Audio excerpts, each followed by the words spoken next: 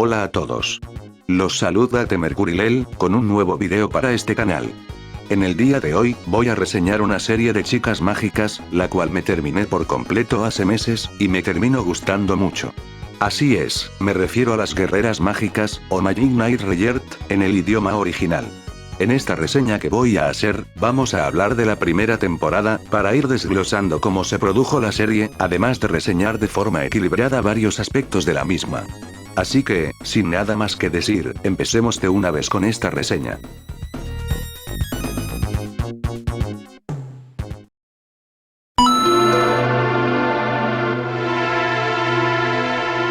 Antes de empezar, voy a mencionar la trama de la serie, y para ello, me referiré a los personajes por sus nombres cambiados, para mejor comprensión del mismo. La trama gira en torno a tres chicas de diferentes escuelas secundarias, como Lucy, Marina, y Anais, las cuales se encuentran en la Torre de Tokio, y ninguna de las tres se conocían, hasta que una luz las termina enviando a otro planeta llamado Céfiro. A partir de ahí, conocen a un hechicero de Céfiro, llamado Guruplev, quienes les menciona que son las legendarias guerreras mágicas, las cuales fueron convocadas por la princesa Esmeralda, quien está secuestrada por Sagato, quien sería su sumo sacerdote. A partir de aquí, las tres chicas inician sus aventuras, para conseguir sus armas, desarrollar sus poderes mágicos y despertar a cada uno de los tres genios, para así poder regresar de vuelta a Tokio. Las tres chicas son guiadas por una criatura, llamada Nikona, quien emite tiernos sonidos, y ayuda a las tres chicas, como cuando tienen que dormir en medio del bosque, Nikona les brinda un campamento para dormir, así como también comida, o a veces las guía a otro camino. Así, ellas logran avanzar de nivel, evolucionando poco a poco sus habilidades y poderes, enfrentándose a los secuaces de Sagato, como Ascot, Caldina, y también a Alanis, quien está muy enamorada de Sagato. Aunque tanto Caldina, como Ascot, terminan siendo aliados de las guerreras mágicas. Más adelante, cada una de ellas, termina despertando a los genios, y terminan convirtiéndose en auténticas guerreras mágicas, con todas sus habilidades y los tres genios ya despiertos. Tras todo esto, llegaría la batalla final, en el que ellas se enfrentarían a Sagato, para al final terminar siendo derrotado por las guerreras mágicas. Tras la derrota de Sagato, termina apareciendo el genio de la princesa Esmeralda, quien desea eliminarlas, por lo cual, las guerreras mágicas terminan conociendo la verdad tras su misión. La verdad tras todo esto, era matar a la princesa Esmeralda. Sí, aquí hay un giro de tuerca bastante grande, ya que en realidad, la princesa Esmeralda y Sagato estaban enamorados uno del otro, solo que como Esmeralda era el pilar de Céfiro, no puede enamorarse de nadie, ya que sus energías están enfocadas para mantener la paz y armonía de su mundo. Y Sagato estaba totalmente inconforme con el sistema del pilar de Céfiro, decidió secuestrarla, no para destruir a Céfiro, sino para que Esmeralda ya no sufriera más, debido a que el sistema del pilar, era muy injusta para una sola persona, como lo es Esmeralda en este caso.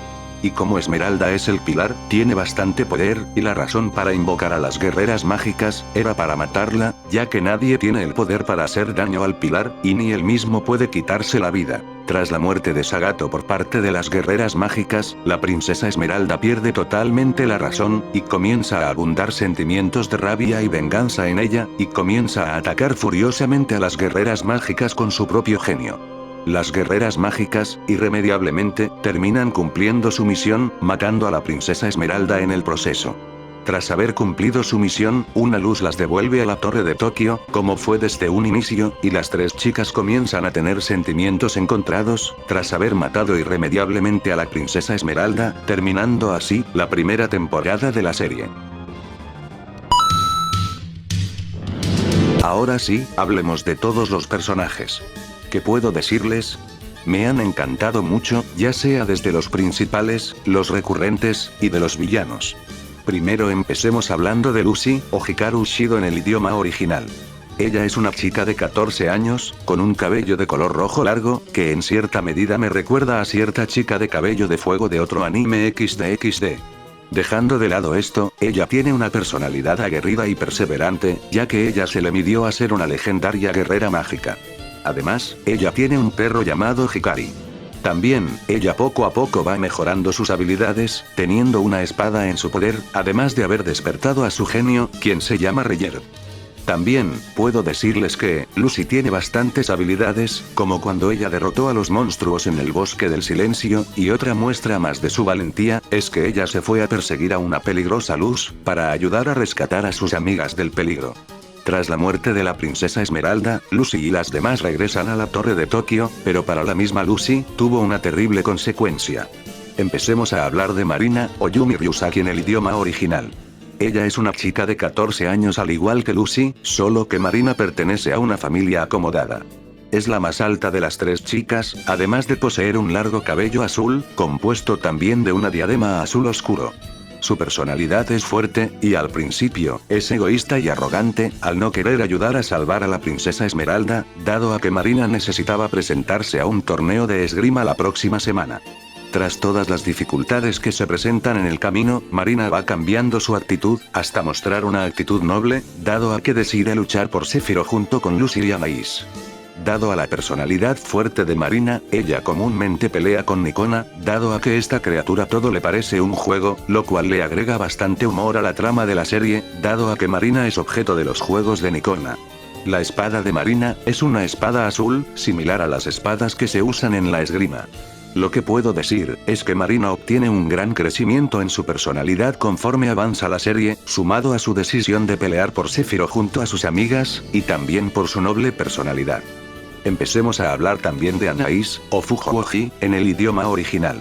Ella es una chica de 14 años, al igual que Lucy y Marina, solo que Anais es la más inteligente de las tres, aunque tiene el cabello corto. De las tres chicas, Anais es la más inteligente como dije antes, aunque también es callada y reservada, y ella piensa antes que actuar.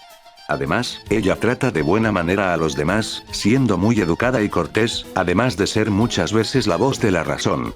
Durante la trama de la serie, Anais tiene un ligero vínculo amoroso con Paris, quien es un espadachín del bosque del silencio, aunque Anais mantiene como prioridad su misión como guerrera mágica. Otra de las características de Anais, es su gusto por los videojuegos RPG, dado a que se comparan las aventuras de las tres, con la de un videojuego RPG, como en derrotar monstruos, obtener puntos de vida, así como buscar tesoros.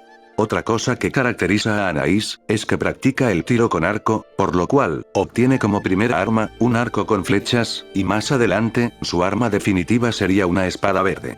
Lo que puedo concluir de las tres chicas, es que cada una de las tres es grandiosa a su manera, teniendo personalidades diferentes, pero luchando mutuamente por algo en común, y conformando una gran amistad, pese a las consecuencias de su misión al final de la primera temporada. Hablemos de los personajes recurrentes, como Paris, o Ferio en el idioma original.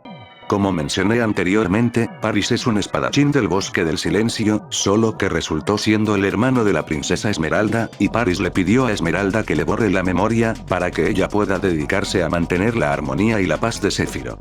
Por lo cual, este se retira del castillo, y termina convirtiéndose en un espadachín, cazador y aventurero, aunque teniendo una vida difícil para conseguirlo.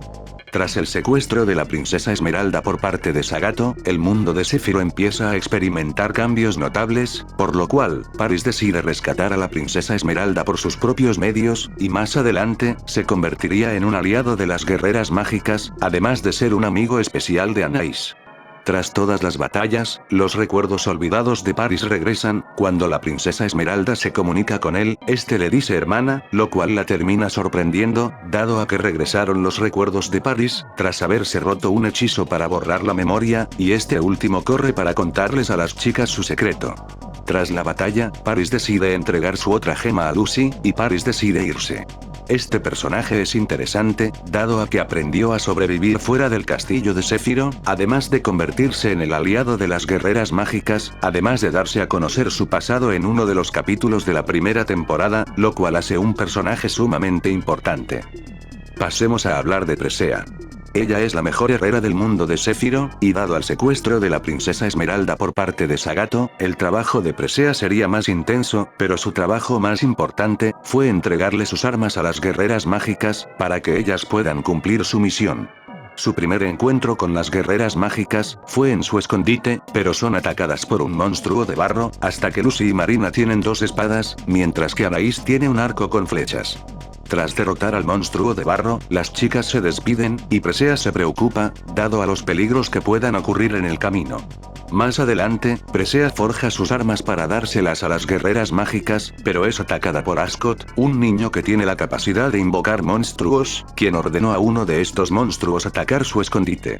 Presea logra completar sus armas para las guerreras mágicas, pero las tres chicas salen a detener el monstruo de Ascot, pero era invulnerable a los ataques. Este monstruo termina destruyendo el escondite de Presea, haciendo caerle escombros por encima. Este monstruo es vencido cuando las tres chicas logran tener sus armas que hizo Presea, mientras esta última moría malherida. Presea muere, y las tres chicas hicieron una santa sepultura. Mientras ellas están tristes por su muerte, ellas se van emprendiendo el camino. Este personaje cumple bien su papel, dado a su importancia de entregarle armas a las guerreras mágicas, de su triste muerte tras haber completado las armas de las tres chicas, y tras ser atacada por uno de los monstruos de Ascot, aunque justo es de decir que, pese a que Presea es un personaje importante para las guerreras mágicas, ella aparece en unos cuantos episodios del anime. Y hablando de Ascot, vamos a hablar de él con más profundidad. Ascot era un niño quien solía ser secuaz de Sagato, quien posee un talento para invocar criaturas que no son malas, pero que tanto él como sus criaturas no son bienvenidas. Tras crecer con amargura, Sagato se presenta ante Ascot, ofreciéndole vivir en el castillo junto a sus criaturas, a cambio de que le sirva con su habilidad de invocación. Desde entonces, Ascot ayudaba a todas las criaturas de Céfiro, algo que él consideraba divertido. Como mencioné en el apartado de Presea, Ascot había ordenado a uno de sus monstruos atacarla, solo para que el escondite de Presea fuese destruido, y esta última terminase muriendo. Tras todo esto, Ascot se alía con Paris para atrapar a las guerreras mágicas, pero Ascot decide usar a Paris como carnada, siendo rescatado por Anais. Tras haber sido detenido con la punta de la espada por parte de Marina, Ascot se puso a formar una pataleta, gritando que no entendía su amistad con las criaturas, a lo cual, Marina responde con una cachetada. Recién cuando se calmaron las aguas, fue que pudieron conversar acerca del significado de la amistad, y cuando Lucy y Anais despertaron, Ascot les pidió perdón, y esto haría que Ascot cambie en su corazón. Tras esto, Caldina intentó acabar con las guerreras mágicas una vez más, solo que Ascot la detiene, pero es inmovilizado. Poco después, Ascot despierta para darse cuenta que Caldina cambió de actitud, dejando en paz a las tres chicas, habiéndose ganado su amistad con ellas. Tras todo esto, Ascot abandona el castillo, al igual que Caldina, antes del colapso de Céfiro por la pérdida del pilar. Sinceramente, Ascot es un ejemplo de redención, dado a que este anteriormente hacía maldades a las guerreras mágicas para eliminarlas, y anteriormente era un secuaz de Sagato, pero su lucha termina en una rendición, y posteriormente apoyaría a las guerreras mágicas, tras comprender el significado de la amistad. Hablando de Caldina, hablemos más de ella. Ella es una bailarina e ilusionista, quien sería secuaz de Sagato, para acabar con las guerreras mágicas, únicamente por dinero. En el anime, ella tiene un vínculo fraternal con Ascot, ya que ambos se conocen desde mucho antes de que las tres aparecieran. Ella ha intentado eliminar a las guerreras mágicas de varias formas, como ilusiones, por ejemplo, pero al final, Caldina termina cambiando su actitud, y termina siendo amiga y aliada de las guerreras mágicas. Al igual que con Ascot, y como dije anteriormente, tanto Ascot como Caldina abandonan el castillo, antes del colapso de Céfiro. A mi criterio personal, Caldina sí es un ejemplo de reivindicación, dado que ella siguió el ejemplo de Ascot, y tras ganarse la amistad con las guerreras mágicas, Caldina no le da tanta importancia al dinero, y terminando de cambiar para bien su forma de ser. Y ahora, empecemos a hablar de una de las secuaces de Sagato, que más va a sufrir, como lo es Alanis, o Alcyone. Ella es una hechicera de más alto poder, quien es rival de las guerreras mágicas, y además, es altamente cruel y despiadada. Ella se alió con Sagato, cuando este secuestró a la princesa Esmeralda, y Alanis comenzó a tener sentimientos por él, pese a que su amor nunca fue correspondido. Pese a sus intentos de vencer a las guerreras mágicas, ella nunca pudo, por lo cual, Sagato la terminó encerrando en prisión en una bola mágica. Pese a esto, Alanis pudo liberarse, e intentó rematar a las guerreras mágicas, con un duelo de espadas, pero el duelo termina cuando Marina despierta su fuerza interior. Las tres chicas se convierten en auténticas guerreras mágicas, mientras que Alanis permanece alejada de todos en el castillo. Cuando Sagato le susurra palabras a la princesa Esmeralda, Alanis encara a Sagato, pero termina siendo reprendida por este último, y salió del lugar completamente humillada.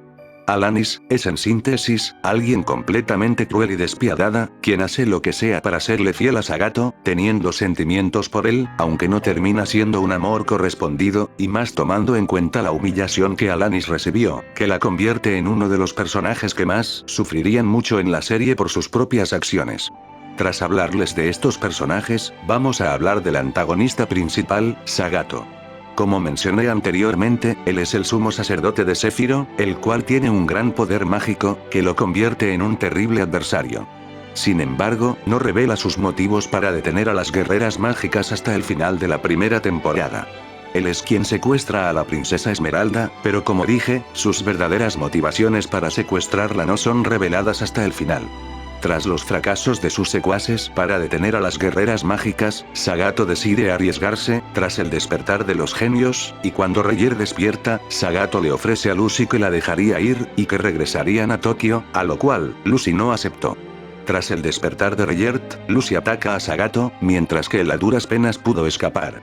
Tras todo esto, Sagato acude con la princesa Esmeralda, quien con lágrimas en los ojos trata nuevamente de disuadirlo, incluso curó mágicamente la herida de la última batalla que tuvo Sagato contra Lucy.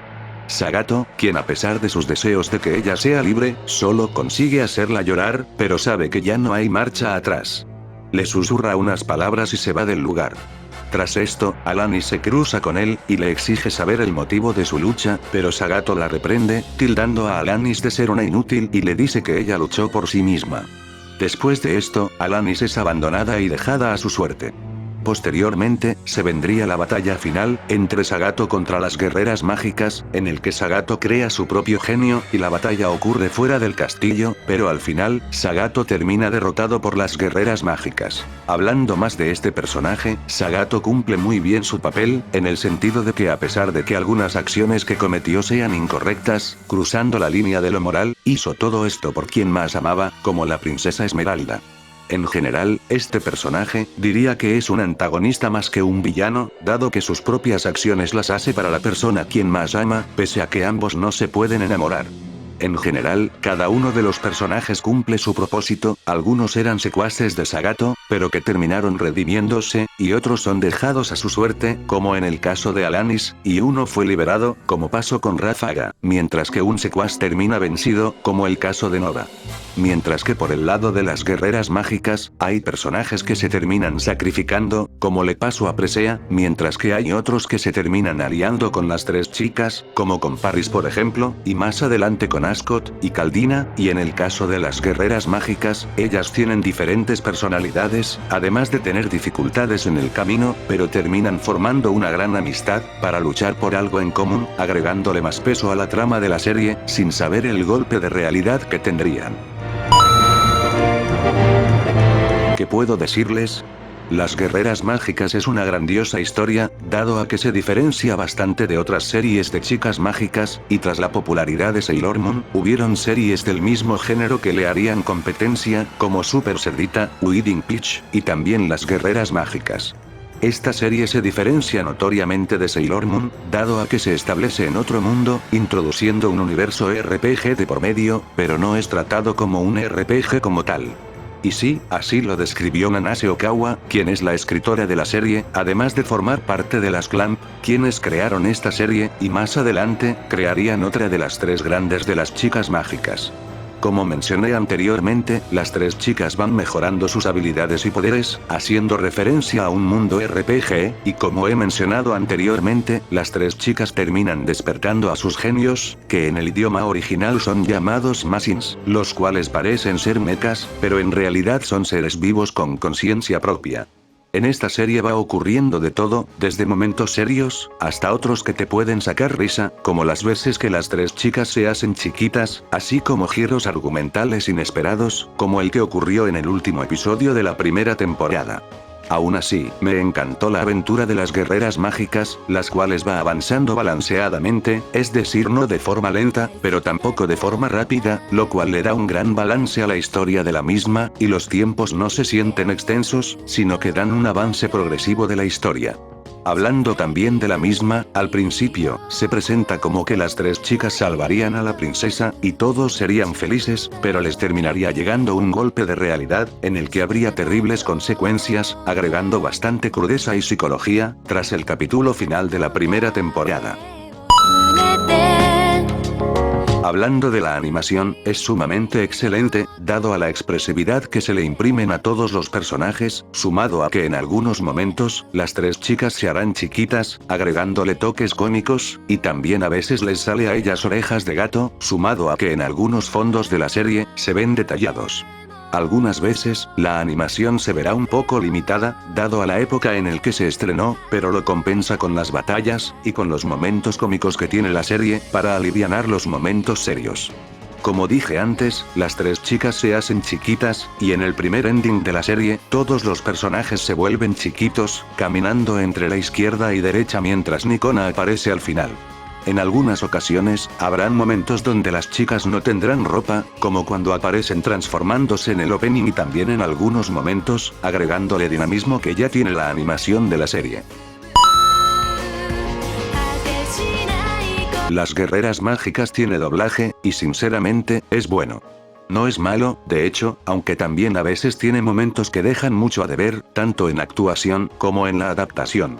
Este doblaje fue hecho en los Estados Unidos, más específicamente en la ciudad de Los Ángeles, siendo dirigida por Roberto Colucci, que en paz descanse, y doblada en el estudio All Post, que hoy en día es conocido como Point 360. Empecemos hablando de los nombres, ya que los nombres de Lucy, Marina, y Anaís, en realidad, son adaptaciones de un doblaje piloto en inglés hecho en Canadá, cuyos nombres son Luz, Marine, y Anemone, el cual, en cierta medida, coinciden con los nombres usados en el doblaje latinoamericano. Según lo explicó la voz de Marina, Angelina Santana, en una entrevista con Danny Chui, el cliente, o sea, Tokyo Movie Shinsa, solicitó directamente que los nombres fuesen cambiados, para que sea más fácil identificarlos en el público latinoamericano.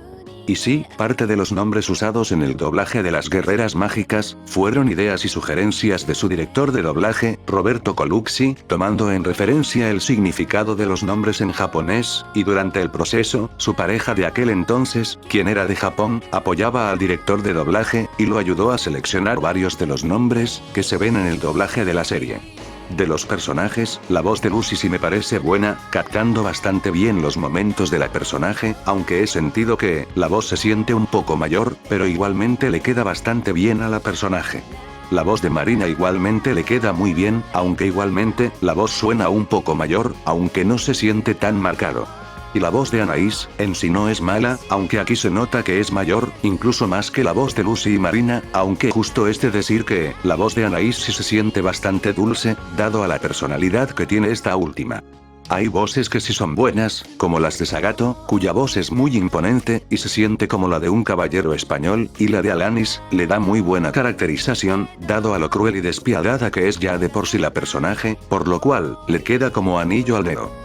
De las voces de los secuaces de Sagato, la voz de Ascot le queda como anillo al dedo, tomando en cuenta que es un niño, y que en algunas ocasiones ha hecho pataletas, o cuando intenta destruir a las guerreras mágicas, y más cuando hace su risa.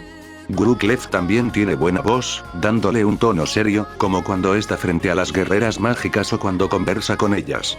La voz de la princesa Esmeralda es buena, aunque no se puede decir lo mismo de las otras dos voces que la princesa tuvo. En ese episodio, donde se comparan las aventuras de ellas con las de un RPG, Lucy tiene un diálogo, pero en este mismo no se encuentra presente en el doblaje, aunque afortunadamente ese loop mudo fue llenado por Carolina Cortés, quien es la voz chilena de Lucy en ese loop, el cual fue mandado a hacer por Aidea Studio de Chile, en la versión remasterizada de 2020. ¡Clef! Clef, siento que cada vez que apareces tengo menos tiempo para hablar contigo.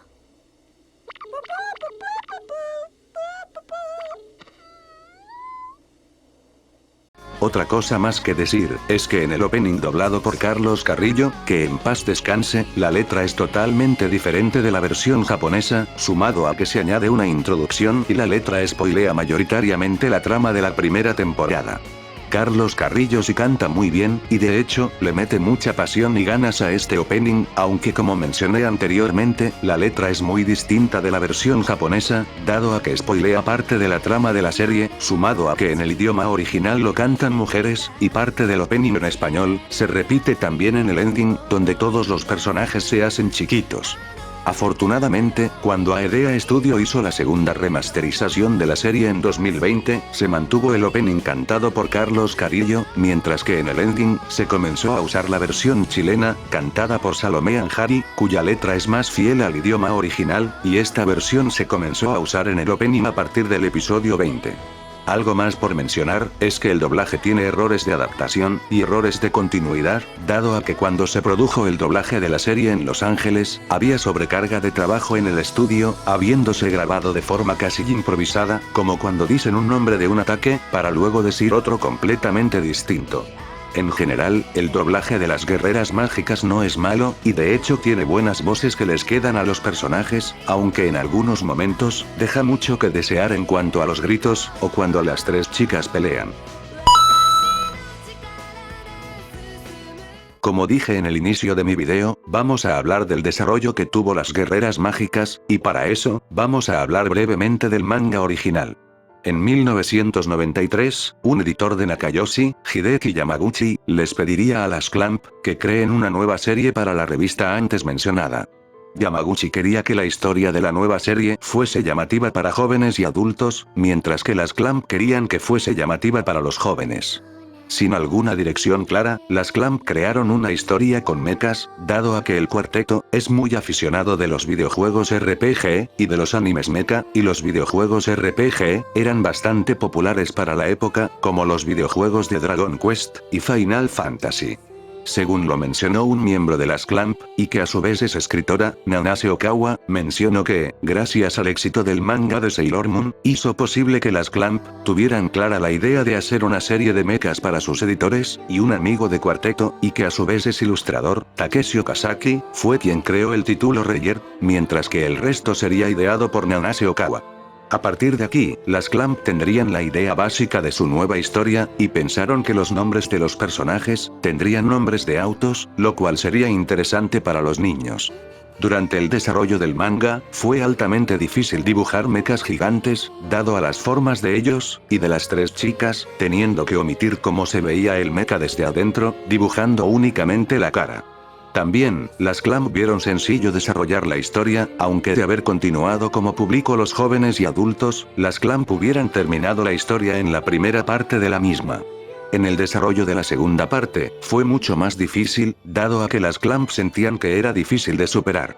Tras estas dificultades, finalmente, el manga de las guerreras mágicas, se publicaría en noviembre de 1993, siendo los primeros 3 volúmenes, correspondientes al primer arco argumental. Tras el lanzamiento del manga original, en 1994, sería llevadas las guerreras mágicas al anime, principalmente por Tokyo Movie Shinsa, hoy conocida como TMS Entertainment, en coproducción con la televisora Yomiuri Telecasting Corporation. El director de este anime es Toshihiro Hirano, y en el diseño de los personajes, quedaría a cargo Atsuko Ishida, quien se encargaría de diseñar a todos los personajes de la serie. En estos diseños, tendría diferencias con los diseños de las Clamp, aunque en sí no hay mucha diferencia, aunque tanto en el pelo, como las cejas de las tres, en el estilo de las Clamp, tiene bastantes detalles, los cuales serían muy difíciles de llevar a la animación, por lo cual, se reducirían las líneas de las cejas, no solo de las tres guerreras mágicas, sino también de los demás personajes, mientras que las líneas del cabello quedarían reducidas y simplificadas, pero igualmente viéndose muy bien, junto con el manga original.